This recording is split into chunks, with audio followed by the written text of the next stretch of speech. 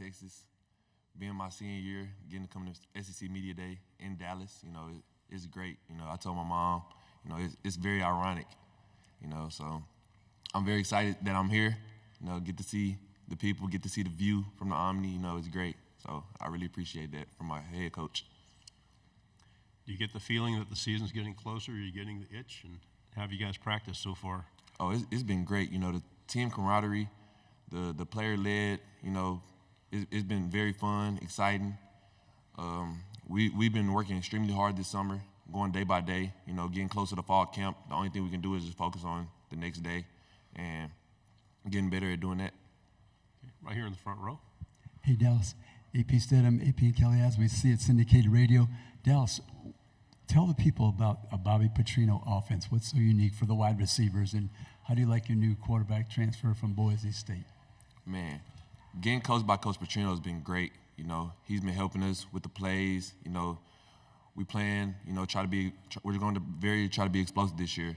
And, with Taylor Green coming in, the leader he is, he's 6'7", looking at him, you can already think he is a leader, so he's been great, talking with the players, talking with the team. It's been exciting. We'll go here in the front row on the right.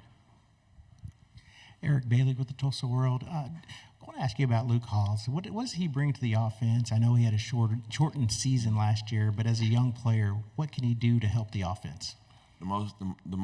The biggest word I can say about Luke Hawes is consistent. He's one of the most consistent players on the team with his hands, with his route running, with his ability to learn the plays and stay locked in. Luke, like I said, we've seen him. Like, even with the short spurt of games he's played in, just imagine if he, played the whole season. He's been great. He's still young, and for him to play at the ability that he's playing at his age is astounding. Left side in the back row. Morning, Noah Gross with KXAN in Austin. I know as a Texas native, you probably know all about UT and all things like that.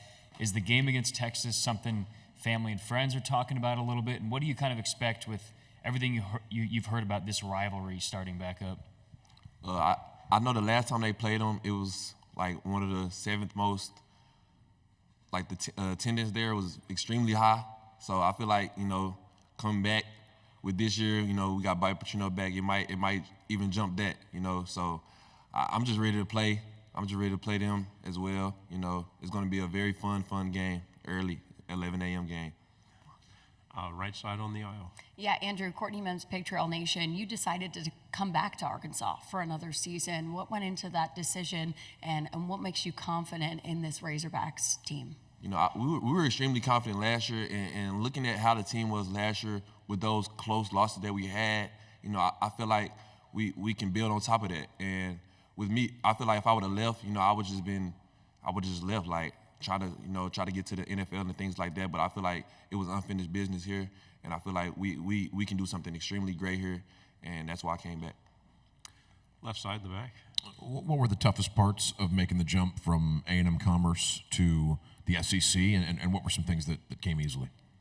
I said this one time in an interview last year, man, them workouts, that first day workout when I first got to Arkansas, I almost called my mama and asked, is there a way I can go back to Commerce? Because them workouts was extremely, man, that first week for everybody is just, you gotta be mentally tough.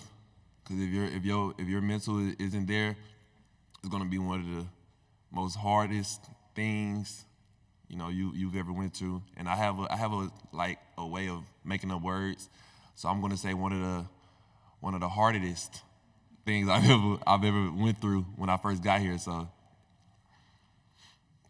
is the mental part of the game as difficult as the physical part, or is it more difficult?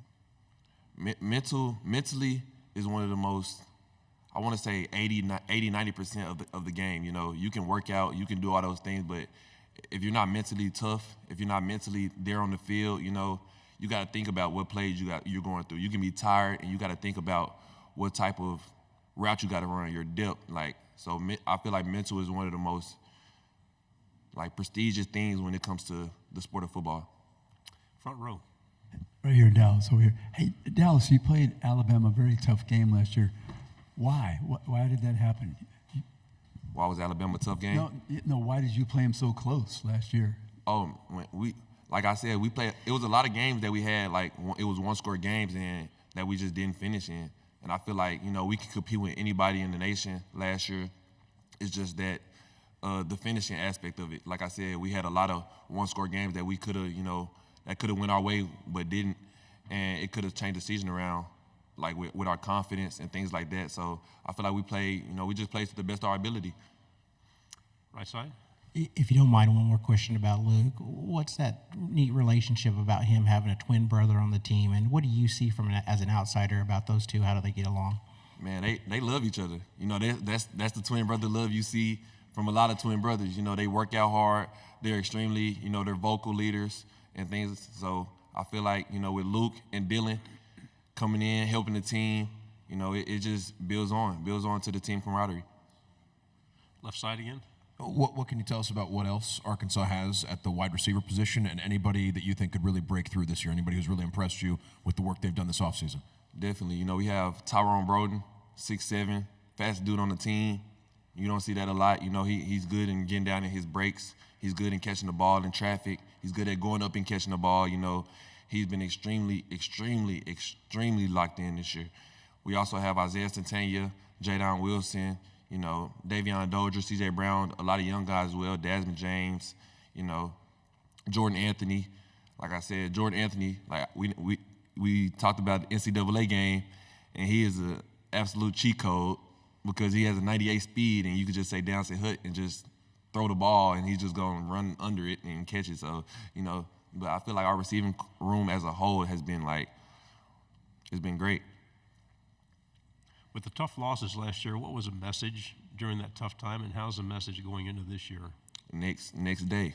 The next day was the message.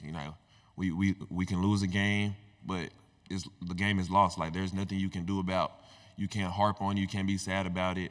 Just like if I drop a ball in the game, like me getting mad about dropping the ball isn't going to do anything but mess up my mental during the game. So if I drop a ball, I just got to say next play because that next play can be a 90-yard catch, but I just dropped a 5-yard catch, which could have turned into a 15-yard. So you just got to stay focused and keep your mind on the swivel. Another question on the left side. Arkansas's, I believe, their first conference road game this year is at Jordan-Hare Stadium in Auburn. You weren't on the team the last time Arkansas went to Auburn, but I imagine you've heard about playing at Jordan-Hare before. What have you heard about making the trip to Auburn? I haven't heard a lot about going down there and playing, but like I said, we had that long stretch last year, the 5 away games. So with that being my first year in the SEC, I'll be kind of used to taking the travel and playing in the away games. So I feel like it's gonna be great. It's gonna be fun. Anything else for Andrew? Got a couple minutes. He's a good talker. Okay, left side. Obviously, to get the ball, you have to have Taylor Green standing. What can you say about the offensive line and how they've improved from last year to this year to make sure that you're getting the targets that you deserve? Man, the O-line is one of the most together O-lines I've ever seen. They come in together on the weekend, 7 days a week, in the training room together, in the pool together, doing rehab together, and they're not even hurt. They just in there doing, just doing rehab to make themselves better, and making themselves better is gonna, make the team better, make the offense better, and also make the defense better because that defense has to go up against the O-line. So I feel like the O-line has took a dramatic step. We have one final question here in the front row. Dallas, what can you say about your transfer quarterback? What can you tell us about him that people will be excited when he steps on the field? Taylor Green is he's one of the most happy guys I've been around. He's ready to play. He's ready to. He loves when he messes up because it helps him. It builds him. It builds him, and he's that leader that a team needs. Everybody can go to him, ask him a question about a route, and he knows everything. He knows you could tell he's been in the playbook, and he's locked in. Thank you very much. Good job. Thank you.